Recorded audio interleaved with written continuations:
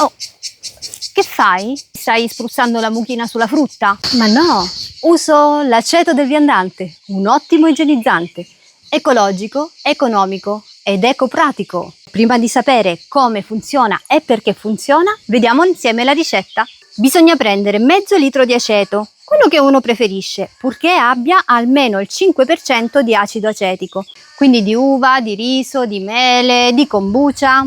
Poi ci servono 50 grammi delle seguenti botaniche essiccate, 20 grammi di timo, io ho utilizzato il serpillo ma va benissimo il timo vulgaris, ed è proprio lui il cuore antimicrobico e battericida grazie al suo timolo e al carvacrolo. Poi 15 grammi di assenzio, cioè Artemisia absinthium, che apporta un'altissima proprietà antifungina e quindi antimicotica ed è anche un ottimo repellente per gli insetti. E infine 15 grammi di agrimonia, fondamentale per la sua altissima percentuale di tannini presente all'interno del suo fitocomplesso.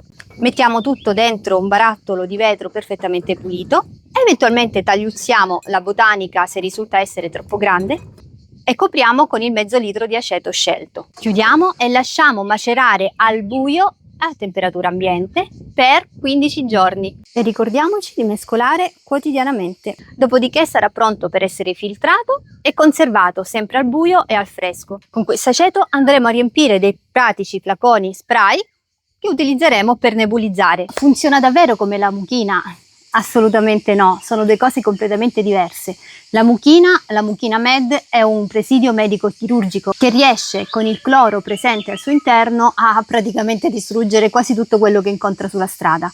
Il nostro aceto del viandante ha un ottimo potere pulente, accompagnato da una più che discreta capacità antibatterica. Ma come fa questo acetolito ad essere così funzionale? Allora, immaginiamo un batterio come se fosse un fortino medievale. I batteri che cosa fanno? Per sentirsi più sicuri vanno e si mettono vicini, iniziano a creare questa sorta di scudo che è il biofilm. Immaginiamo questo biofilm come la prima palizzata che va a proteggere il fortino. Quando noi andiamo a spruzzare l'aceto del viandante su una mela, cosa succede? Inizia un vero e proprio assedio in cui possiamo distinguere tre fasi. La prima fase, vediamo che il timo e l'assenzio con i loro oli essenziali vanno a indebolire tantissimo questo biofilm, quindi questa prima palizzata di protezione. Da queste brecce l'acido acetico e il timolo vanno letteralmente a bucare un secondo schermo di grasso che protegge ogni singolo batterio.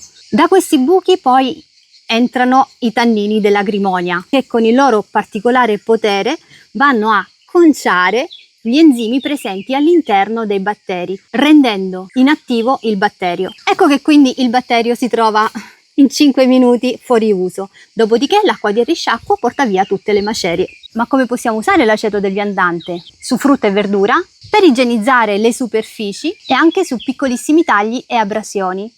Certo, sulla ferita brucia un pochino, l'acido acetico si fa sicuramente sentire, ma evapora velocemente lasciando anche un microfilm protettivo. Ma se non hai queste botaniche, puoi scoprire con quali puoi sostituirle all'interno del nostro articolo presente sul nostro sito.